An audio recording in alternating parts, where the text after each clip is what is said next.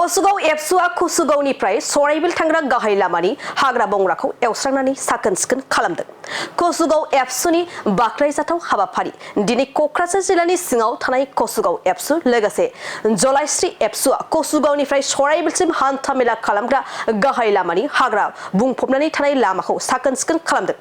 कसुगाव एबसु आरो जलाइस्रि एबसुनि बेबायदि बड'फा गोजोथियारि सोलायनाय मावथांखिनि लोब्बायै हान्थामेला खालामग्रा गाहाय लामानि साखोन सिखोन खालामनायखौ लानानै कसुगाव बड'फा इउएन ब्रह्मनि गाहाय सामलायगिरि सुशान्त नार्जारी लोगोसे कसुगाव एबसुनि आफादगिरि रिंखां दैमारिया मा फोरमायखो फै जों आबुङै मिथिना लानि।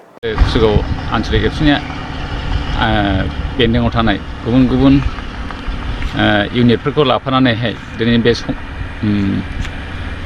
फोसाबस्रांनाय हाबाफारिखौ लादों। जोबोद मोजां खोथा आरो बे मिशनखौहाय बड'फा मिशन सास्टेनेबल चेन्जनि गेजेरजोंहाय लानाय जादों। दा बिदिनो जोङो बेफोरबायदि खामानि मावनायनि गेजेरजोंहाय जोंनि इयुथफोरखौहाय जोंनि सेंग्रा सिख्लाफोरखौहाय मोनसे गोसोआवहाय बेबायदि फोसाबस्रांनाय हाबायावदि बाहागो लानांगौ।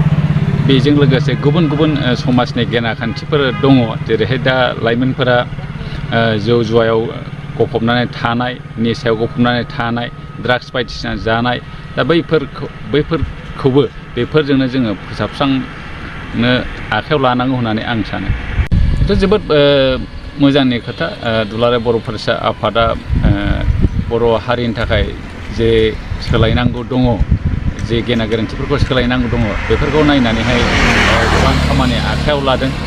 मैया दाख्लैसोबो जोंनि बे इउएन एकाडेमियावनो मोनसे 9-10 फरायसाफोरखौहाय लोगो हमनानै बिसोर इयुनावहाय माबोरै केरियारखौ दानो हायो, दानि जुगाव जे स्किलनि गोनांथि दङ, खालि ओरैनो सरासनस्रा लेखा फरायनायल' जाला, मोनसे दानिफ्रायनो मोनसे स्किल गावबा गावनि एम्स एन्ड अबजेक्टिभ्सखौ लानानैहाय दावगालांनांगौ। बेफोरनि सायावबो बिथांमोना खामानि मावदों आरो जोबोद मोजां इन्टारेक्सन जादों।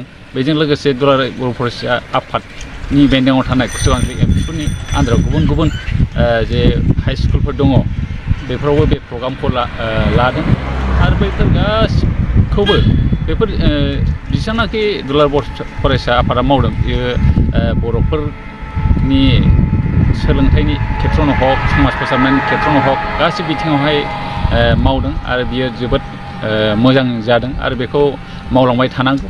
आरो बिथांमोननि मावनायनि गेजेरजोंनो जोंनि बे बर'फोरनि हालोदा मोजांसिननिफ्राय मोजांसिन कन्डिसनाव फैगासिनो दं होननानैहाय जोङो मोनथिनो मोनो। मानो उइथिन सर्ट पिरियडनि गेजेरावनो गुबुन गुबुन हारिफोरखौ जोङो नुयोदि बिथांमोननि सोलायनाया जोबोद गाहायाव दासिमबो। दा मोनसे समाव बर' हारिया जोङो गुबुन हारिफोरजोंहाय मुगैजानाय जाथिमोन।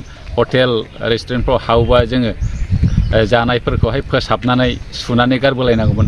दा उइथिन सर्ट पिरियडनि गेजेराव जों ओरैबायदि सोलायबायदि जों बिथांमोनखौसो जों दा मुगैफिननो हाबाय। बिसोरनि लेथ्रा हटेलाव हाबोलै, बिसोरनि लेथ्रा जिनिसखौ जायोलै, बेफोरबायदि जोङो सेन्सआव फैनो हाबाय, बिदि सोलायनाय लाबोनो हाबाय होननानै आं सानो।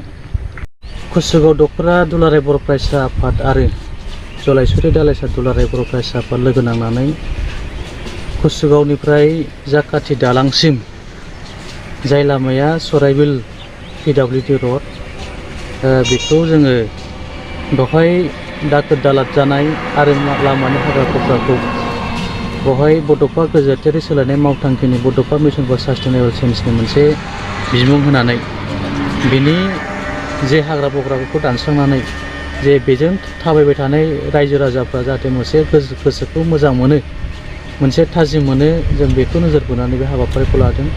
बड'फा उपेन्द्रनाथ ब्रह्मआ जे बर' हारिखौ गेरेमसा हारि दालांनाय, मास्टार रेस दालांनाय आरो आदर्श गामि खालामनो नागिरनाय, जे बेबो मोनसे हाबाफारि। जोङो मोनफ्रोमबो गामिनि रायजो राजाया बोसोराव खेबसे आमथिसुवा बे हाबाफारियाव गावबा गावनि लामाखौ दानस्रांनानै मोनसे साफाई खालामो, साखोन सिखोन खालामो। नाथायबा बेखौ बोसोराव खेबनै खेबथाम खालामनानै जे साफा खालामोब्ला जोङो साबसिन मोनगोन। दुलाराय बर' फरायसा आफादा बेखौ लुगैदों। जेरै रायमना नेसनेल पार्क मोनसे फाद जानानै बेवहाय गोबां टुरिस्टफोर फैयो आरो बेवहाय फैनाय जे टुरिस्टफोरा नैबे मोनसे साफाई अभियाननि गेजेरजों मोनसे सांग्रांथि लाबोगोन आरो बेवहाय बे ओनसोलनि जे रायजो राजाया मोनसे सिखोन साखोन लुगैयो, मोनसे मोजां लुगैयो, बेखौ जोङो नैबे मिडियानि गेजेरजों लुगैगोन। जों नायोब्ला कसुगावनिफ्राय जाखाथि दालांसिम जोंनि कसुगाव आनसलिक एबसुनि बाउन्डारि, बेनिफ्राय ओरै जाखाथि दालां बारनानै बे जुमदार आनसलिक एबसुनि बाउन्डारि, कसुगावनिफ्राय जे जाखाथि दालांसिम बेयो 5निफ्राय 6 किल'मिटार गोजान जागोन।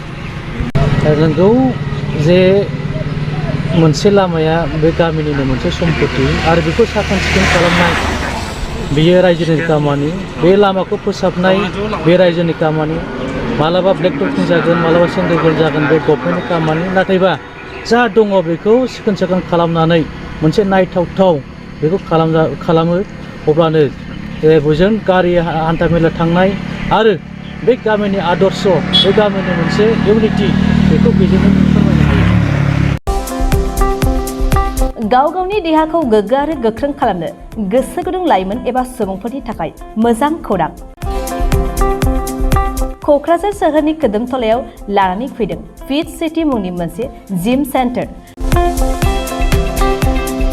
सोरांस्रि नार्जारिनि गोदानै बेखेवजानाय फिट सिटी मुंनि जिम सेन्टाराव फैनानै नोंथाङा नोंथांनि देहाखौ गोग्गो आरो गोख्रों खालामना लादो।